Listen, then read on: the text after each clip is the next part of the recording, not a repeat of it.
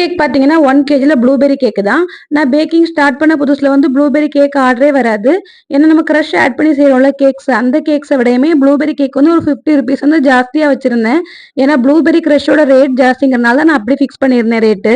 ஆனா ஒன்ஸ் வந்து blueberry cake order வந்ததுக்கு அப்புறமா இப்ப நிறையவே ப்ளூபெர்ரி கேக் ஆர்டர் வருது. டேஸ்ட்டுமே ரொம்ப நல்லா இருக்குன்னு சொல்றாங்க எல்லாருமே ரிவ்யூஸ் வந்து.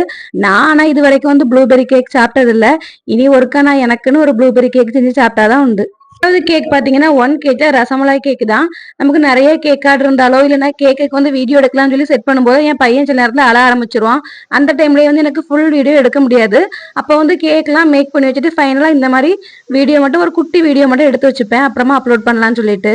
இந்த கேக் பாத்தீங்கன்னா ரொம்பவே சிம்பிள் டிசைன் தான். 2 பட்டர்ஃப்ளை அப்புறமா கொஞ்சமா நட்ஸ் வர ரசமலாய் மட்டும் மேல வச்சு டிசைனை வந்து கம்ப்ளீட் பண்ணிட்டேன். கேக்குமே செஞ்சு 2 மாசம் ஆக போகுது.